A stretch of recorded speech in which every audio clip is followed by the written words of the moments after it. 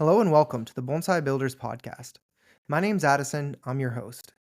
Today we're going to be discussing our approaches to learning bonsai and helpful tips we've learned along the way. I'm joined by a special guest, Jeff. Would you like to introduce yourself? Sure, happy to. Hey everybody, I'm Jeff Ammons. I'm from Berkeley, California at the moment. I, bonsai specific wise, have been kind of more serious about trees since bonsai trees since 2020 as a pandemic hobby, one of my couple pandemic hobbies. I probably have about 16 or so trees, and a number of them are kind of grow project status where I'm just letting them thicken up. So someday they'll maybe be bonsais. And then I got a few that I'm kind of working on refinement techniques with, and I've got a couple maples that are grown from seed. They're in year 2, so we'll see how they go. I do actually have one tree that I got when I was 13 years old. I'm getting too old to do the math in my head. But no, it's probably about 30 years, not quite 30 years old as a tree. It's a root of a rock, Schefflera, that I got when I was traveling in Hawaii, and that's actually kind of what kicked me off getting more into bonsai was it started to die in 2019. I lost some. It was a twin trunk, and one of the trunks died. And I contacted Eric Schrader because I happened to find him on the internet, and he lived in the area I was in, and he helped me out. It was basically it needed some fertilizer. That was the treatment. But I started to be like, oh, I wonder what else I could do with this. And then when I moved to an area where I had a little more access to outside, I started getting more trees, as I think is a pretty common story for people. That's so funny that you started when you were 13. I think that was the first time I got a tree whenever I was on vacation as well in California, and that was when I got my first tree as well. It That's funny. very shortly thereafter died, so not quite the success story that yours was, but I have killed a few trees very in the funny. interim. So, Jeff, I'm really excited to chat with you today. Not to hype you up too much, but you're one of those people who seems to get expert tier at everything you try, from your career to creative pursuits like woodworking. It's clear you've been very intentional about how you learn. So, I'm excited to chat today because we're both on this journey to get good at bonsai. And I think we can have some good conversations about your perspective on learning in general, as well as learning specific to bonsai. Awesome. Well, thank you for that. I will do my best to live up to that reputation. I do enjoy thinking about how to learn. I'm never fully satisfied with sort of the level I've achieved in things. Bonsai also included is a very deep hobby that I probably will never feel like I've really got it. But the one thing that's kind of common there that I do kind of keep coming back to is learning how to learn is just it's fun for me for whatever reason. And I think there's actually a lot that we as humans have figured out about learning, like through psychology, through different methods of teaching. And so I kind of like when I dive into a new hobby, trying to think, how do you apply these lessons to this area, or how do you apply things you've learned in other areas to this? So maybe we'll go into some of those weird analogies if they come up. Yeah. Bonsai is such a long-term endeavor that just kind of like investing for retirement, for example, even small incremental improvements that you make in that journey early on can, with compound interest and growth, can have massive changes down the line. So I think it really behooves us to think intentionally about our learning journey. One thing before we kind of jump into the subject of this podcast, which is learning bonsai, or like how to learn bonsai, I wanted to get a little bit of an idea, like what's your goal within bonsai? What's your goal for the hobby? And I'll share mine as well, but I think it's important for listeners to know our goals in the hobby so that when we're talking about things we've learned or like practical tips for learning bonsai, they have the context of where we're trying to go, right? Yeah, absolutely. Because you've probably listened to some of the other bonsai podcasts and watched a lot of YouTube like I have, and I think there's definitely people out there that are just going after different things than I'm going after. I sort of would probably describe my bonsai aspirations as I want to be above average. Like I'm not going to be top tier, 99th percentile. It'd be great if I were like 80th percentile as far as like my knowledge and ability to work on trees.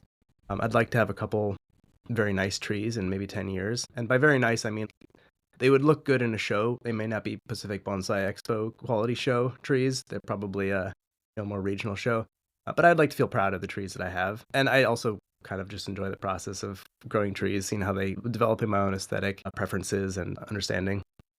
So yeah, I'd say I want to be slightly above average. How about you?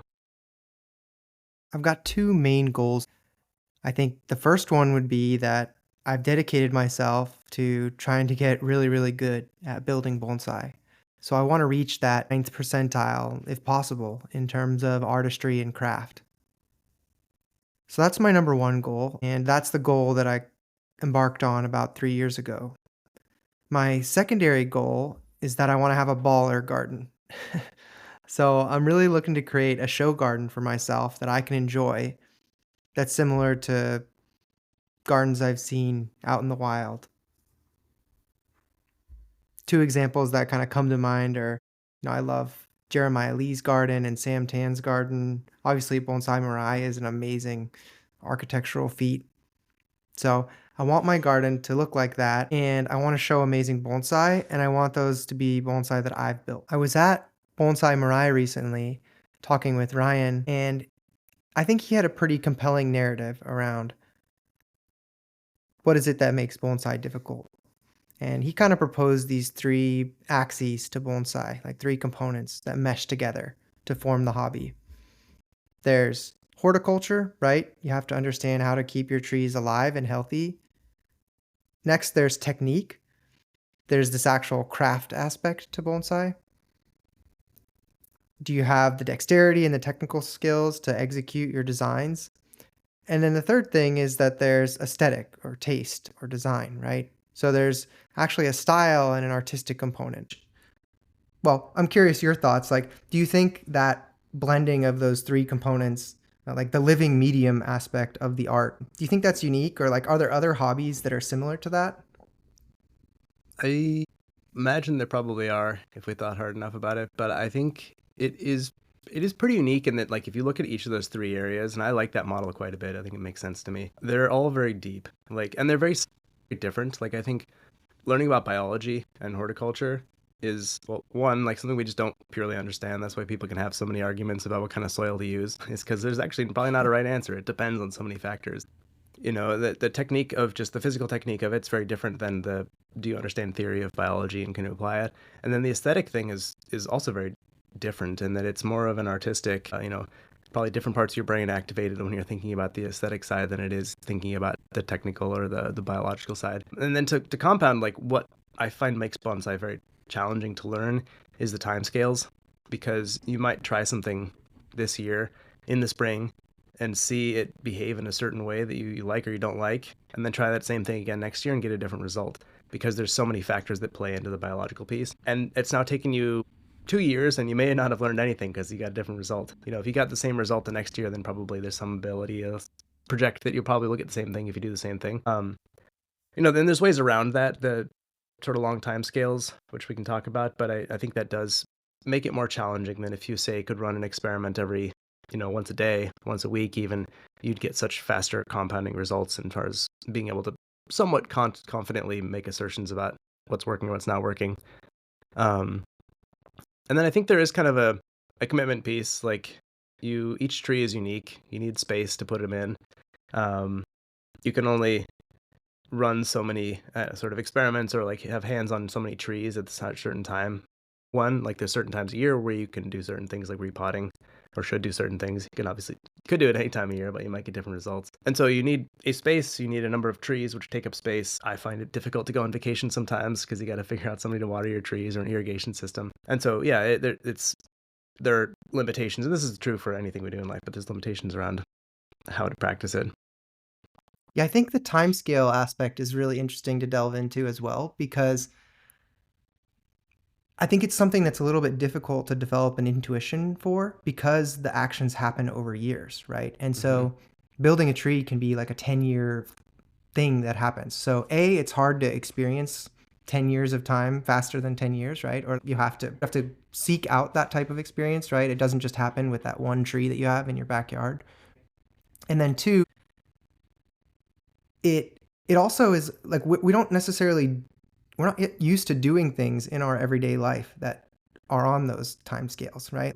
Like for me at work, for example, I don't often have projects that last multiple years, right? Sometimes, or like different careers. Maybe if you're like building buildings or something like that, maybe you're developing those kinds of Hmm. skills, right? But I'd say like in our everyday life, we don't always have these like multi-year kind of projects that we engage with. And so it might require a different kind of set of skills than you just would naturally have in your Yeah. or I mean, that develop makes in your sense to everyday me. life. Like, I plan out roughly kind of a calendar for the year for bonsai. I'm like, well, what am I trying to do with these trees this year?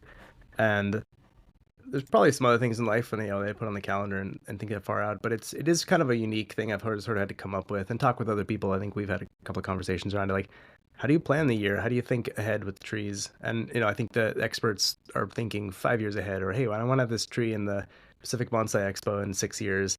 Here's the set of things I'm going to do between now and then. And I think that's just a different skill than most of us have acquired or practiced. Yeah. One thing that your points brought up for me is you were talking a little bit about commitment, and essentially you have to make sacrifices to do bonsai, right? It's this thing that takes a really long time frame to learn potentially and requires sacrifices that are kind of difficult to make early on in your life.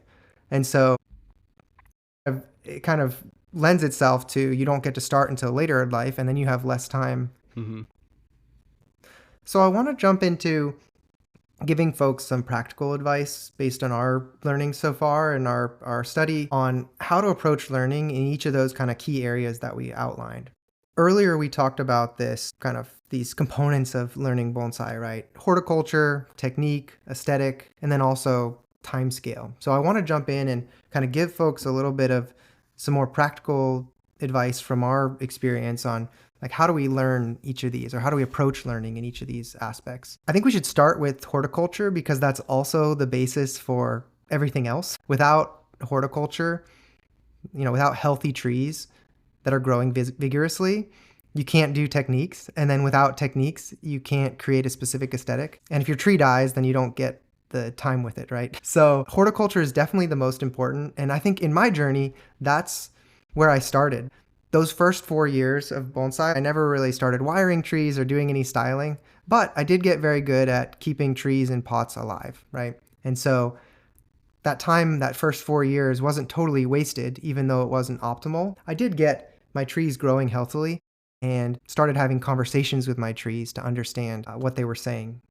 So yeah, how do you develop a green thumb, I guess? I think the first thing that's most important is you need to take in contextual knowledge from other people in your area that are doing bonsai. So, for example, a very common soil mixture in the Bay Area is this like 1-1-1 Akadama pumice and lava soil mixture, right? And so I could, by going to my local club and talking with people in my area, I could find out, oh, this tree species does really well, or this soil mix is really strong, or this is the type of fertilizer I use. And so that hyper local, very contextual information around horticulture can be really helpful for establishing, maybe it's not optimal, right? But you might establish an initial start to keeping your trees healthy.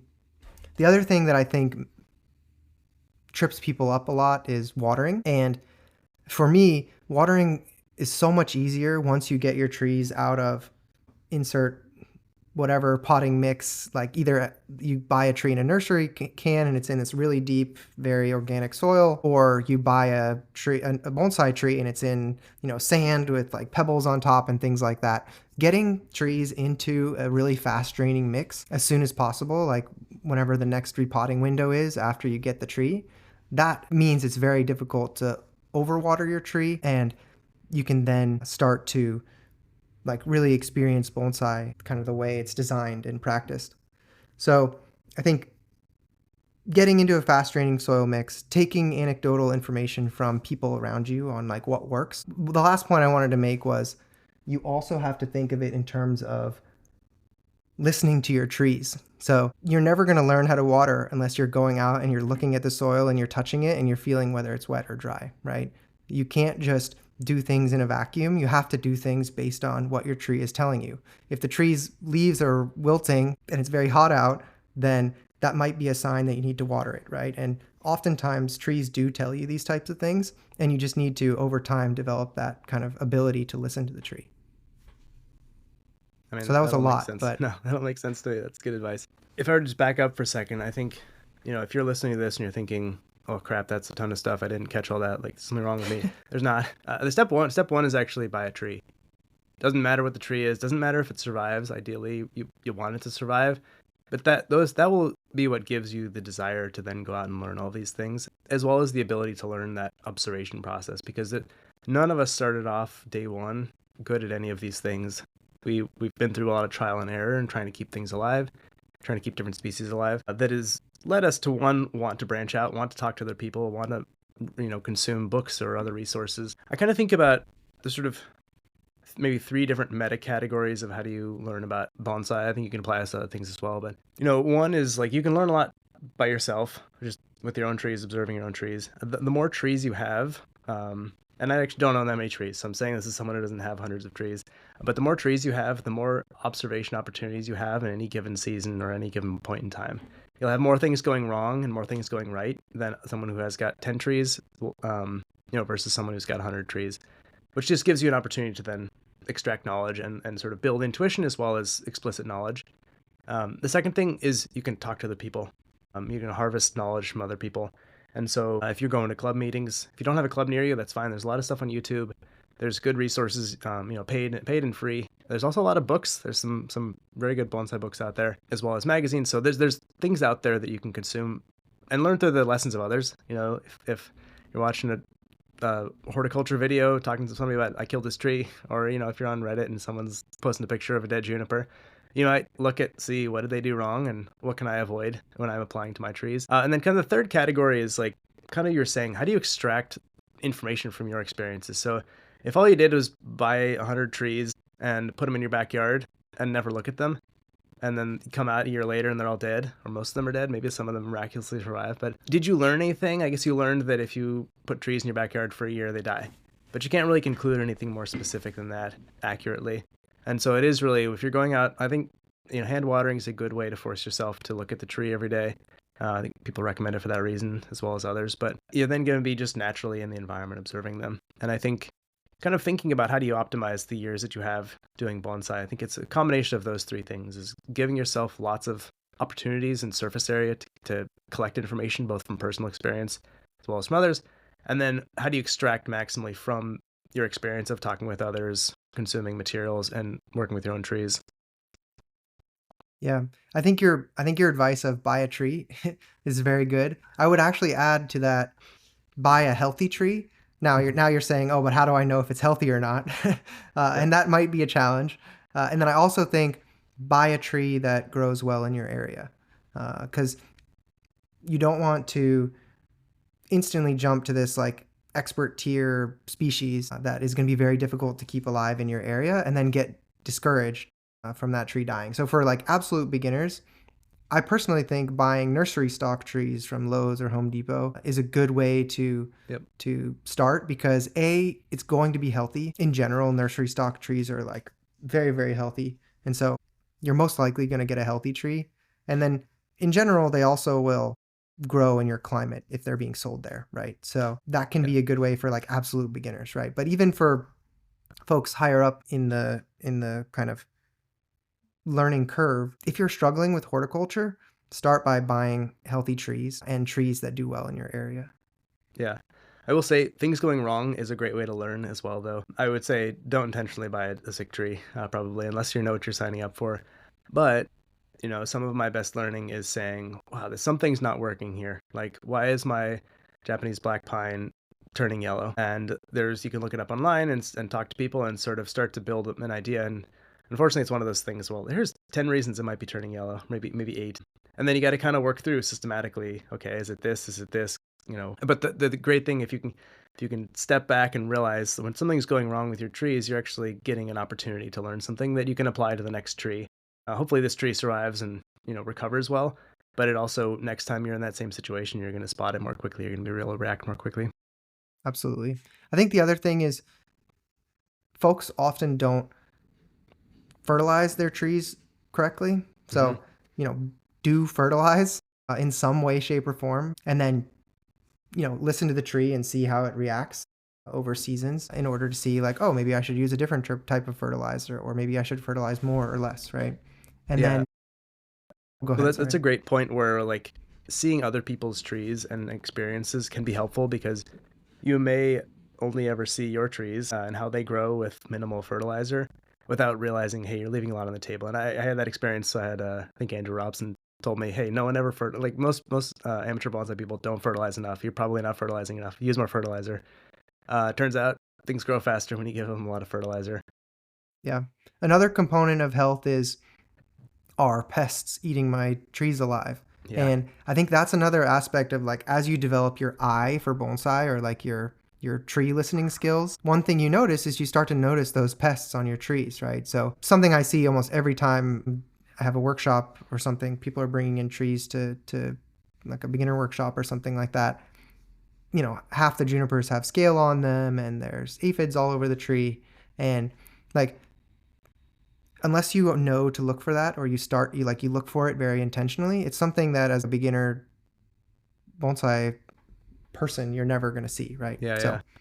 And also, yeah, I found that useful to have multiple of the same species in the garden, and there's sort of it's helpful for you're reducing the number of variables in your like what you're tracking for like what might be causing this thing. Now I have two Grui occidentalis, the lavender star flowers, and one of them has a scale on it, which I'm treating. The other one doesn't, and I'm sort of able to compare the two of them and say like, why is this one looking good? Why is this one not looking good? Maybe spot it a little earlier than if I'd only had a single one, where maybe I'm thinking, this is due to the cold weather this year or whatever. There's so many variables that could cause things. If you've got multiple of the same species in your garden and they're behaving differently, you can kind of compare and say, okay, maybe this one's actually not caused by weather or my fertilizing or my watering. It's actually a pest, for example.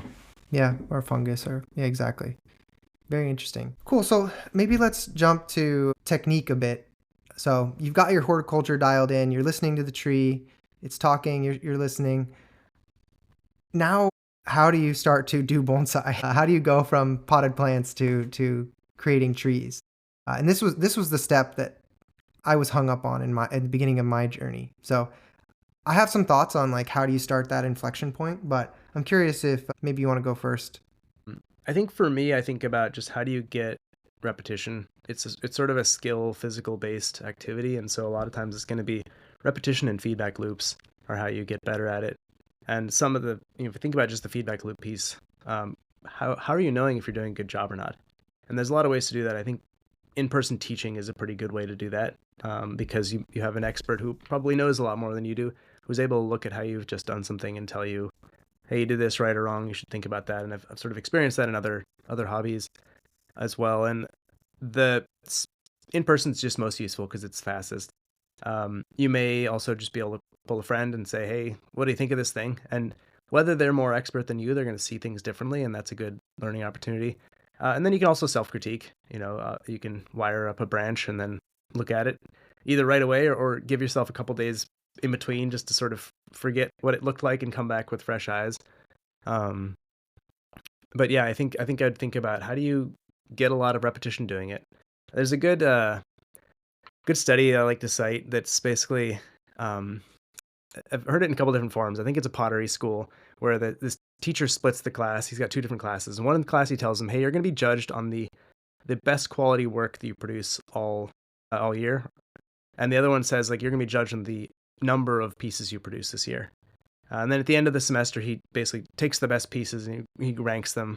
And almost all of them are from the group that was the quantity group versus the quality group. And I think that resonates with me as don't think so hard about how am I doing this one tree perfectly.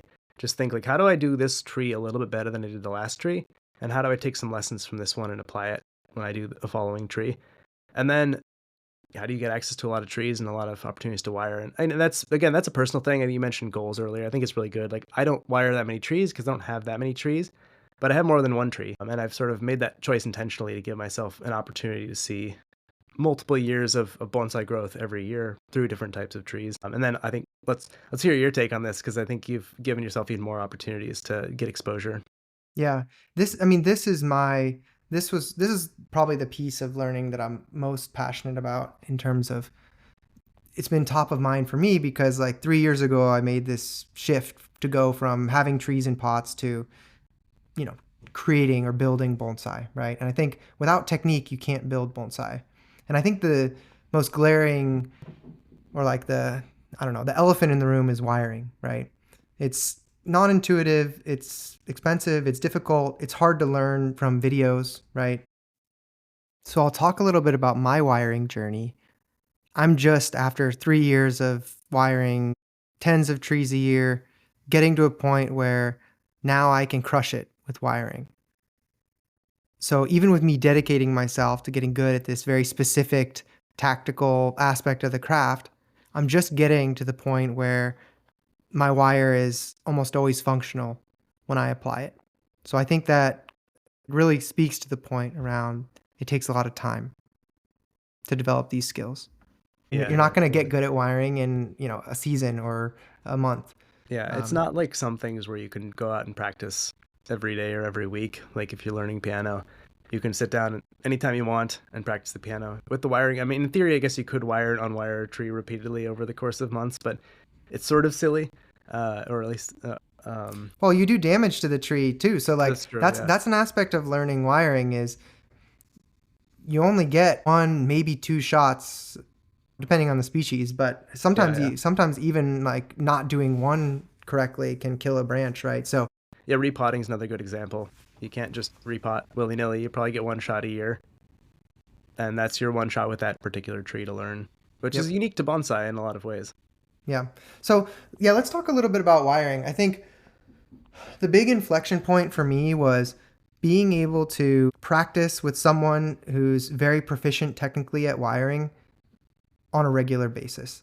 Not just like once a year, like in a seasonal, but like one on one or one on four regularly with somebody who's very technically proficient in wiring. That's what really took me from watching YouTube videos and like stumbling over wiring my own trees to like really being able to do wiring and like wire complete trees with copper wire. For me, uh, yeah, I think that's very like people will often like, oh, go to a club workshop and there's like maybe there's 6 to 8 participants and there's one teacher. That's not a good place to learn technique. Like if it's a 4-hour class, you might only get like 20 minutes of focused time with that professional, right? And that's a one-time thing. So I think you need to have, or at least for me, the inflection point was like meeting regularly, like on a weekly basis with someone, and then actually you just have to wire trees. Like there's really no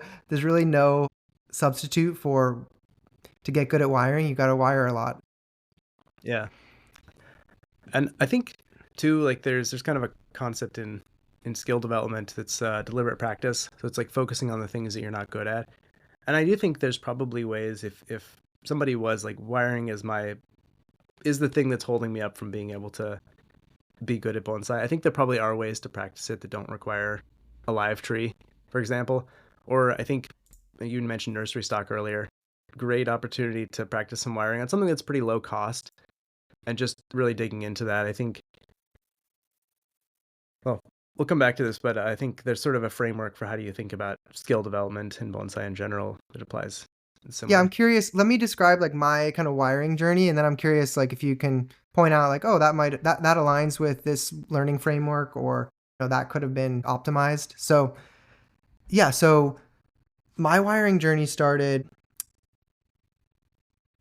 I would go over to my teacher's house, and before I could ever wire a branch on an actual tree, he would cut off branches from, whatever tree he was working on and say, hey, he would clamp it to the side of a table, and I would wire this dead branch, right? And so the first step was like in an isolated manner, just wire one branch pad and, do it correctly. And so I would wire it. He would come over and say, that's crap, like rewire it. And there wasn't really like I could do that because it was a dead branch, right? There was no like risk of killing it. And so the first thing I did was just wire dead branches and Hmm. get feedback on did I do it right or not, right?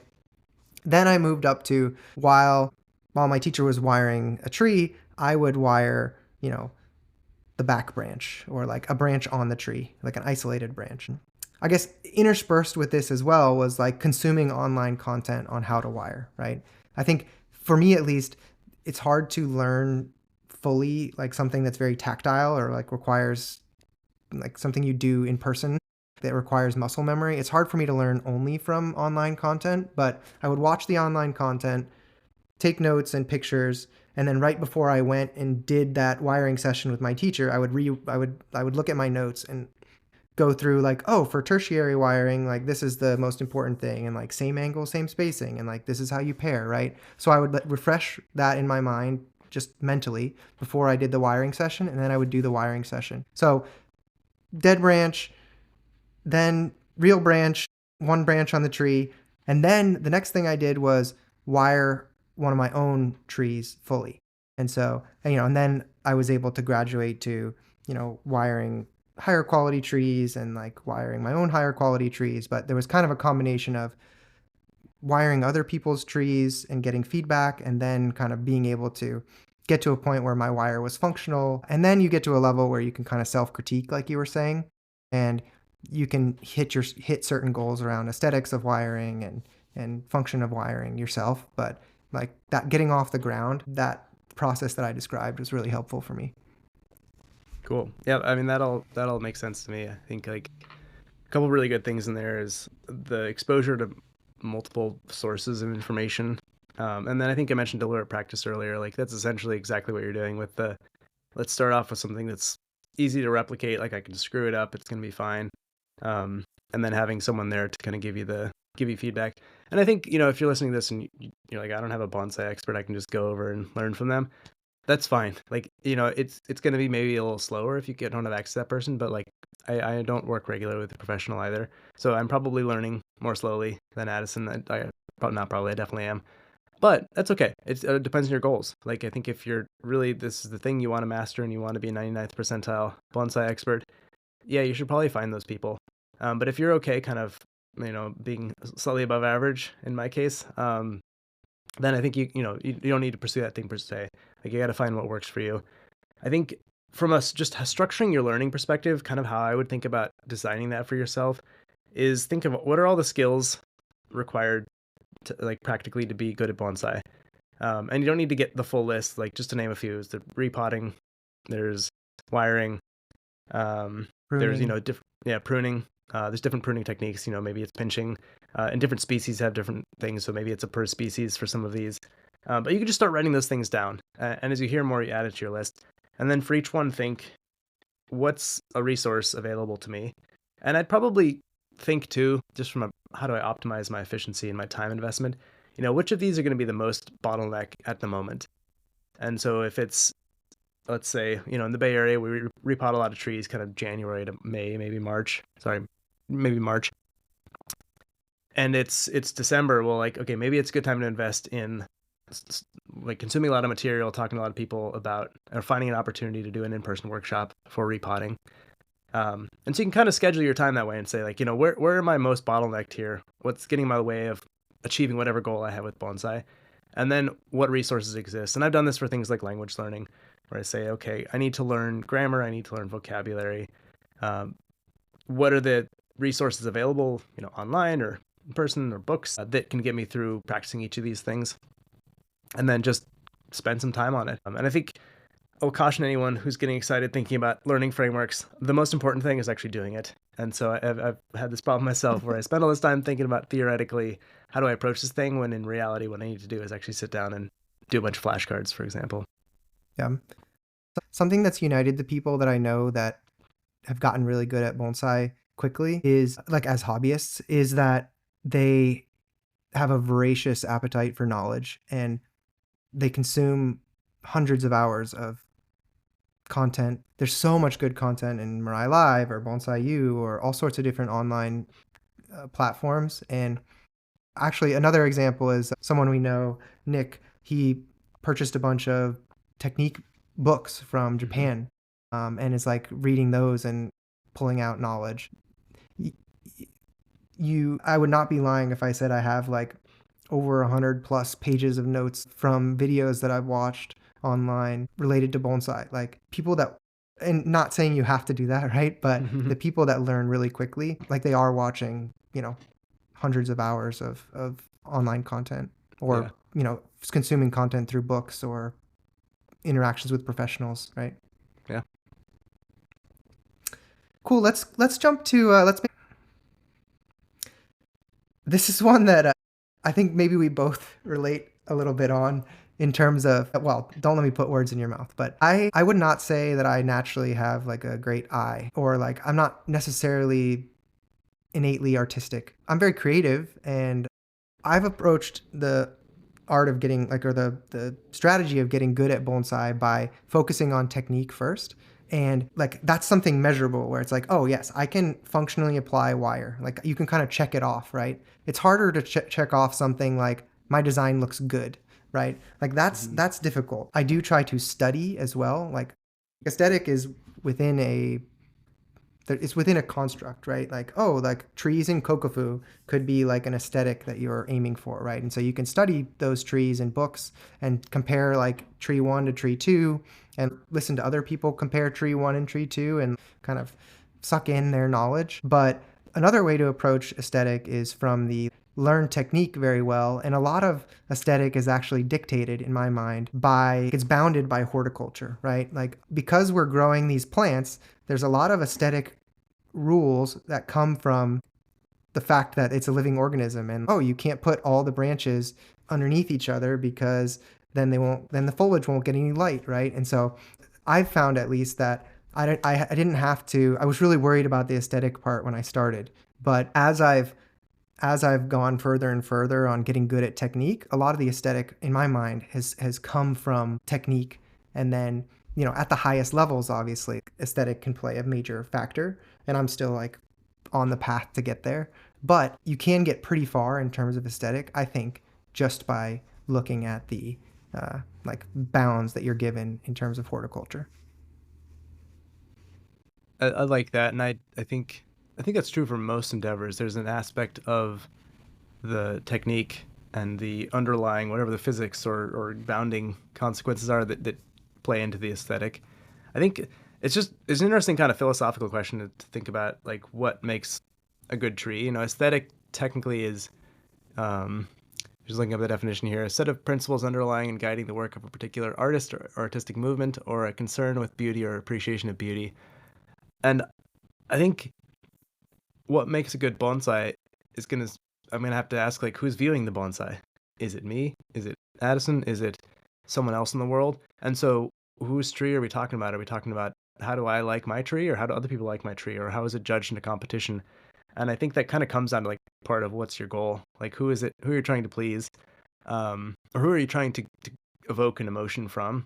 To the degree it would probably, if we just take a generalization of what people are probably thinking, it's probably thinking like, if I showed this tree to a bunch of people, would they think it looks nice? Would they think it looks like a good bonsai? There's a question of, are you showing it to bonsai practitioners? Are you showing it to the average person on the street? That's also different. But I actually think one really good piece of advice, and I wish I could remember who said this to attribute it to. I think it was a museum curator actually on a podcast, and the interviewer asked them basically, how does someone develop artistic aesthetic? And their advice was, go to Goodwill and buy a vase, buy like a $1 vase, and bring it home and put it on your somewhere you see it, put it on your table, and then like just pay attention to how do you emotionally respond to that vase. Do you hate it? Do you like it? Do you like it in concert with other things? If you put a flower in it, does that change it, how you feel about it? I did a figure drawing class at one point. We had a very similar kind of guidance from the teacher, which is basically like there's a model that you're drawing and you're trying to create something from. But it was a lot of like, pay attention to what is your emotional experience when you see the model, and how does that then come out on the page? And then looking at the page, how do you respond emotionally to or intuitively to what's on the page? And what does that then make you want to do next? And so I've kind of thought the same of when I go to a bonsai show or I'm looking at a book of trees, just trying to still my thinking brain for a moment and think like, what resonates with me? Like, do I like this tree? What do I like about it? Do I actually hate this tree? I actually think looking at trees that you hate and that are ugly tells you a lot as well about aesthetic, because you can ask yourself, why do I not like this tree? What's ugly about it? Does it look unhealthy? Does it just have weird branches? Are the branches too long compared to the trunk? All those sorts of questions. And I think it's good to have those two comparisons of like, I love this tree, I love this and this about it. Or you may not know why, you might just like it. But I think building that library over time is kind of how I've sort of approached it. And I'm definitely a long ways from where I want to get aesthetically.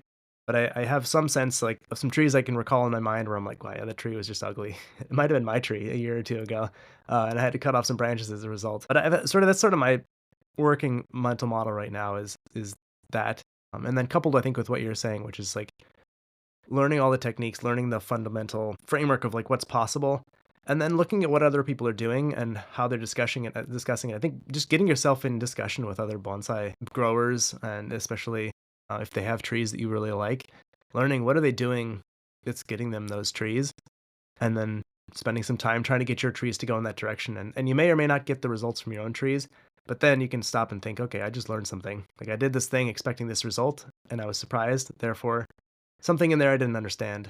And that gives you kind of a cue to then go do some next bit of understanding and research. Yeah. That point that you just made about like talk about it with people is actually, I think, excellent, because when you learn how to articulate your thoughts about a tree, you can then you then have this like rich language that you can use to talk about it with other people, and you can then build upon that and create an aesthetic, I think, right? That practice of talking about them with people helps you develop aesthetic taste, I Yeah, think. I agree. And I think because there's a subconscious component of what's your intuitive response to this tree, I don't always have the language to say this is what I like or don't like. But if someone mentions it, I might be like, oh, that is exactly what it is that I'm responding to in this tree. I think I had this experience when we were at the Pacific Bonsai Expo. We were looking at, I think, I can't remember what kind of tree it was, but you pointed out the age of the branches, Korean and how hornbeam, that, yeah, I think yeah, is that big exactly. It was hornbeam, green right? hornbeam, Yeah. yeah. Um, and I suddenly was like, I didn't notice that, but like that is probably why I like this Korean hornbeam better than this other Korean hornbeam. Is it's got these really robust branching at the base of it that just shows its age. And so then now I can hold that in my head and say, when as I'm looking at other trees, yeah, do I like that? Yes or no? But it's just a concept that I is more grounded than me just thinking I like or I don't like this. The other thing that brought up for me was you also are going to learn aesthetic from whoever you're studying with, right? Like each of the professionals in the US or Japan has a specific style, right? And so and a way that they're going to kind of grade and talk about trees. And so who you choose as a teacher obviously is going to impact your aesthetic, and they're going to be able to teach you about aesthetic. So initially, at least for me, like learning wiring, like I could functionally make a pad, but I didn't know where to put it, right? And so doing that exercise of someone like you do the technique and then somebody places it, like over time you start to develop intuition for like, oh, this is where it should go, right? And then I think that highlights though that whenever you're choosing a teacher, you should like what their trees look like, because naturally your trees are going to start looking like theirs, right? So Hmm. it's important consideration. So this might be too philosophical, so definitely stop me if so, but the time aspect of bonsai I think is very interesting. Like, and it's something that I've struggled with a lot too. We were talking about like, oh, there's certain traits that make you better at bonsai or worse at bonsai. Like, hey, somebody who's very detail oriented probably is going to be good at, refinement pruning, for example, or something like that on a tree. Time is a challenge in bonsai, but it's also our friend, because we can use that time to develop ourselves. So if there's traits that we have that might not lend themselves, like maybe you're not very disciplined or maybe you're not very detail oriented, you can use bonsai and all this time to grow, right? So even if you're not perfect at wiring, or you're not like there's like you weren't in the right headspace to in the first styling of a tree, well, the nice thing is you wait a year and then you've sorted things out in your life, or you've built some more discipline, and then when you come back and do that second styling of the tree, you can correct all those issues and still be where you would have been after 2 years. So I think that's an interesting aspect of bonsai and the time scale of it. And that's something that I'm very interested in like exploring more. Like, how can I change and develop myself to be better at bonsai? Like to strengthen those traits that I'm weak at that you need to be good at bonsai. So maybe that's a little bit too esoteric, but I don't know. I mean, I like that. I think about that with gardening. I have a garden that I try to take care of. And the funny thing is, as someone who's got perfectionist tendencies, it's really aggravating because I'll go out in the back, even if I just gardened yesterday and cleaned everything up, I'll go out back and I will see things that aren't perfect. And the good thing about that is it forces me to realize like perfect is not the goal here. It's like it's got to be an ongoing process. And so I think that maybe that's an example of what you're talking about, is like that is something that I'm trying to work on for myself, and it comes up with an organic process like a bonsai, where it's not going to do exactly the things you want. You might have this awesome bonsai that you're planning on putting in a show, and then a branch dies. And that's just a thing that happened, and you can't do anything about it per se. You're not going to get, just because you can envision where you want this tree to go doesn't mean it's going to follow you. And so I think there is kind of this healthy, being committed to trying to make something happen, but also having the flexibility to adapt when things don't go the way you expected them to go. That for me is like something I'm working on that I get out of working with the trees. Yeah, I think we get to kind of mature alongside our trees. And if we're aware of, I have this weakness where, I can't sit down and stay focused on a styling session for 8 hours, right? That was a challenge I had initially starting wiring. I was like, man, I would be doing it for an hour and I would be going crazy. Like, wow, I really can't keep doing this. But the cool thing is, like, I can acknowledge that and say, this is a challenge for me. And then just like I'm trying to learn a technique, I can also try to shape myself too. So I can say, oh, like, why don't I try a strategy where I commit to doing 2 hours and then I take a break and then I don't hold myself to coming back and doing another 2 hours right away. I like do it when I'm ready, right? And so I kind of that's how I started practicing wiring really large trees. Instead of just sitting down and like doing an 8 hour session, it just wasn't something I was capable of. I would carve out some time and do 2 hours, take a break, and then maybe I would feel ready to do another 2 hours, or maybe I would put it off to the next day. You can't do that infinitely. Like there is somewhat of a timer, right? You kind of got to finish the styling within a few days or a week. But now, like in my first and second year of wiring, I had that challenge a ton. Now I'm able to sit down and like wire for 4+ hours, and that's something that I've kind of developed by being intentional about, here's a weakness that I have that's holding me back from being really good at bonsai, and trying to address it over time and being like forgiving and grace, like giving myself grace and time to develop that ability, and not just saying, oh, I'm never going to be good at bonsai because I can't you know deliver Yeah. this high focus for a long period. I think that's a really important piece you just mentioned, which is being nice to yourself and realizing that it's not going to go perfectly. Because that's another thing that I think people that do bonsai for a long time have to be okay with. You have to be okay with things not going perfectly, because if you have other things going on in your life, which most of us do, whether it's a job or you've got kids or something like that, you're going to miss some things on your trees. You might not get to repotting this tree in the year you wanted it to, and it might not have a good year. You might have to repot it in not so optimal time, as an example. Or maybe you're going to miss pruning, unless you're a professional bonsai person or you're towards the top of the craft. You might just miss some stuff. And I think if your response to that is, I'm giving up, I'm packing up, I'm going home, I'm going to sell all my trees or burn them, then you're not going to progress. And so it's got to be, there's a different responses, which is like, this didn't go exactly as I wanted it to. I could have done a better job here, but I didn't. I'm going to try to do better next time. And I think it's kind of nice because time keeps moving with the trees. They keep growing. It's not like some other hobbies where you set it down and you can come back to it. If you set a tree down and you come back to it 6 months later, it's going to be a different tree. And so it does kind of force out some of the aspects of, you kind of collide with the real world and are forced to contend with that. Contrast that to like woodworking, for example. If you mess up a cut on a piece of wood, that piece of wood's scrap, right? Mm-hmm. Whereas with a bonsai tree, maybe you cut a branch you shouldn't have, or I guess that's like the worst case scenario. You remove something that is going to then take time to grow back, but it can grow back, right? So a lot of times things aren't unrecoverable, and we need to show ourselves some grace and kind of lean into that like patience and time aspect of bonsai. Yeah. I had a tango teacher once who used to always say, there are no mistakes in tango. And I kind of like that mentality of like, yeah, you might have done something you didn't anticipate or want to do, but it's now part of the dance that you're constructing, and so you might as well just carry on with it. Yeah. Cool. So maybe let's jump into like, what can you do to improve your learning rate? And let's try to keep it really focused on Sounds great. how can people Practical get advice. better at bonsai faster, like top tips. Awesome. I think the main thing is reps. So find the way to get the most reps that you can. And I think it needs to be a combination of reps that are supervised as well as reps that are unsupervised, and reps that are on your own trees. So I almost think you haven't really learned something until you can do it without somebody over your shoulder on your own trees, with your own trees at stake. So for me, that's meant like acquiring material that supports the technique that I want to learn. So if I want to learn structural wiring on junipers, like I need to buy a nice juniper that has some structural work that needs to get done that's healthy, right?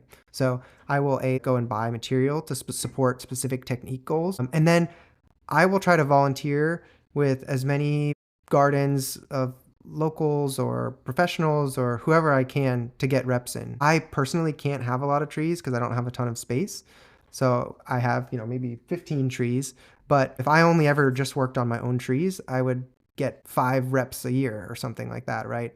So a big step for me has been almost always people are willing to like let you help in their garden. At the beginning, it might be, you're unwiring or something like that, right? But you level up over time with that kind of volunteering, and those reps are invaluable for improving your practice. That makes sense. The one I'd add to that, I don't know if this is a contentious one, but it's sort of narrowing scope in species. And I think this one, again, comes back to what is it you're trying to get as a goal. But I think there's sort of debate to be said.